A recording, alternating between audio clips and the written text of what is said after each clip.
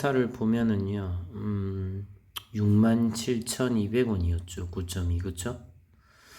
근데 여기서 지금 최근에 하락 추세를 보면은 정확하게 21선까지 터치를 했죠. 그쵸? 21선까지 터치한 가격을 보세요. 대략적으로 위치가 여기입니다. 그쵸? 47,000원이죠.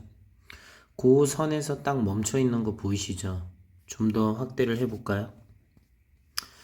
자, 확대를 해보시면 아니나 다를까 아시겠지만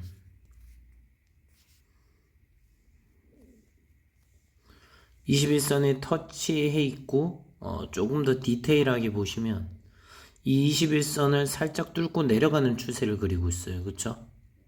그 추세가 여기 정도에 다 있는 거 보이죠?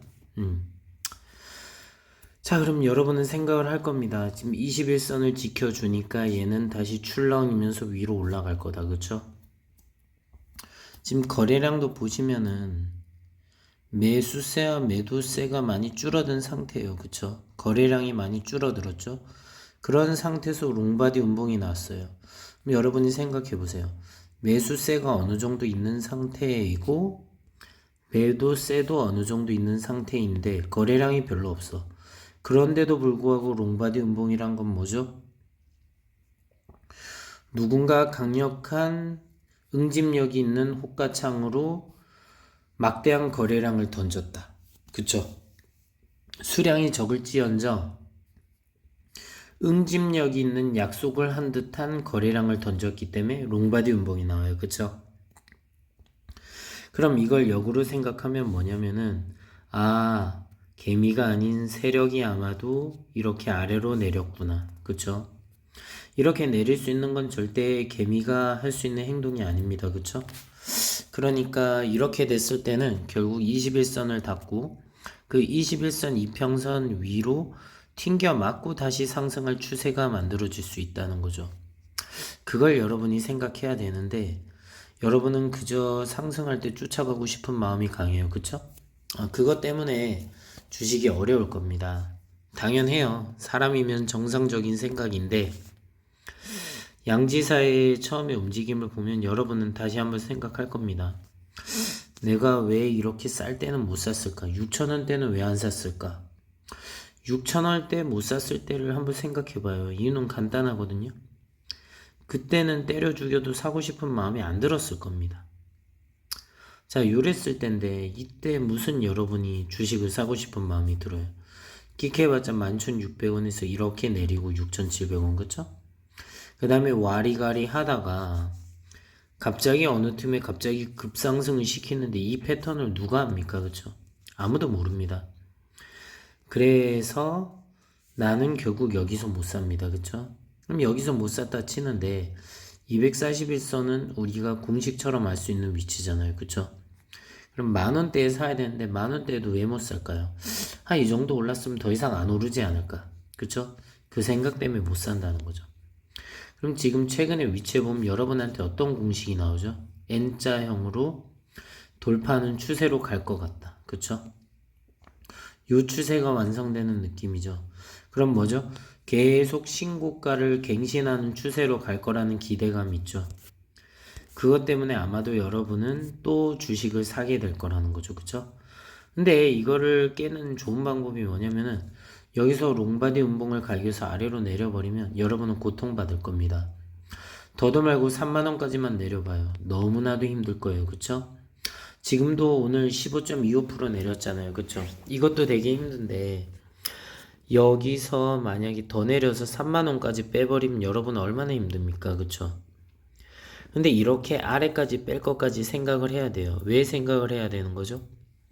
그래야지만 대응을 할 수 있다는 거죠. 근데 이런 생각을 할 수 있는 사람이 흔할까요? 흔치 않습니다. 그쵸? 그래서 주식이 어려워요. 최근에 거래량으로 보면 어떻게 되냐면 위치가 지금 많은 거래량이 나온 위치는 요 위치예요. 그쵸? 그 위치보다 아래로 있다는 건 뭐죠? 간단히 말하면 세력이 누르고 있다는 거죠. 눌러서 아래로 빠질 수 있다는 겁니다. 그럼 여러분이 이론으로 공부한 기준은 뭐죠? 21선이 뚫리면 더 아래로 내려갈 수 있다죠. 그쵸? 그럼 21선이 지금 뚫려서 위태위태하게 터치하고 다시 올려갔죠. 그쵸? 그럼 이게 이런 식으로 아래로 내려가는 추세로 가면 얼마나 많은 개미들이 손절치겠습니까? 그쵸? 이런 걸 여러분들이 생각해야 된다는 거죠. 주식은 결국은 어떤 재무제표적 분석, 자, 이런 것도 중요하겠지만 더 중요한 것은 무엇이냐면 결국은 차트적 움직임으로 봤을 때 이 주식이 상승할 수 있을까, 하락할까를 고민하게 해야 된다는 거죠. 근데 여러분은 그냥 뉴스만 보면은 상승할 거라는 기대감 때문에 이런 본질을 놓쳤습니다. 그쵸? 그리고 지금 미국 주식이 어제 많이 올라갔죠. 그러니까 아마도 수많은 주식이 올라갈 걸 기대하고 버텼을 겁니다. 그쵸? 하지만 월요일 돼가지고 만약에 더 아래로 빠진다고 하면 여러분은 100이면 100 도망갈 겁니다. 왜? 기존에 학습한 대로 이렇게 해서 빠지고 나면 나는 손해볼 거니까 도망가야지가 나옵니다. 그쵸? 그러면 주식을 팔고 여러분은 떠날 거겠죠. 그걸 여러분은 조심해야 되는 겁니다. 다시 한번 생각해 보세요. 지금 이건 양지사의 문제가 아니라 여러분이 가지고 있는 수많은 주식이 앞으로 이런 형태를 띌 때 여러분은 아래로 빠질 때 대체 어떤 기준으로 버틸 건지를 생각해 보세요. 상승할 때는 누구나 탐욕을 부리기 때문에 올라갈 걸 기대하고 그냥 쭉 가잖아요. 그쵸? 이건 누구나 할 수 있는 행동인데 중요한 건 이게 아니라 만약에 하락의 추세로 갔을 때 나는 어디서 사야 될지를 고민해 보라는 거죠. 이건 정말 개념적으로 다른 문제예요. 여러분 과연 241선 닿는 만원까지 왔을 때도 버티면서 기다릴 수 있는지 생각해 보세요. 만약 여러분이 기다릴 수 없다고 하면은 이 부분은 다시 한번 재고해 봐야 됩니다. 14,000원까지 빠질 때까지 여러분은 기다릴 수 있나요? 이건 어마어마하거든요. 그쵸? 주식이 몇 토막 나는 거예요. 반 토막 나면 33,000원대인데 그거보다 더 반 토막 나니까 75%가 손해일 겁니다. 그쵸? 75% 손해라는 건 내 원금의 25%밖에 안 남아요. 즉 4분의 1만 남는 거예요. 그쵸?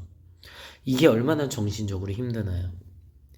그런데 여러분은 아셔야 되는 게 손절매를 잘하는 게 중요한 게 아니라 결국 내가 생각한 그 주식의 추세가 어떤 방향으로 앞으로 갈 건지를 맞추는 게 더 중요합니다. 그걸 맞추기 위해서 노력을 해야 될 거고 그걸 맞출 수 없기 때문에 여러분은 현금을 많이 보유해야 돼요. 계속 현금을 보유해 가지고 가장 저점에서 내가 주식을 살 궁리를 해야 된다는 거죠. 근데 여러분은 왜 주식을 저점에서 못 살까요? 이유는 간단하죠. 내가 산 데서 더 빠지거나 혹은 망하면 어떡하지를 생각하죠. 여러분 간단합니다. 돈을 벌기 위해서는 배팅을 할 줄 알아야 돼요. 배팅을 못하는 사람은 돈을 못 법니다. 자, 구독과 좋아요, 알림 설정은 사랑이고 저에게 큰 힘이 됩니다. 아울러 제가 방송을 지속하는 데 큰 힘이 됩니다. 감사합니다.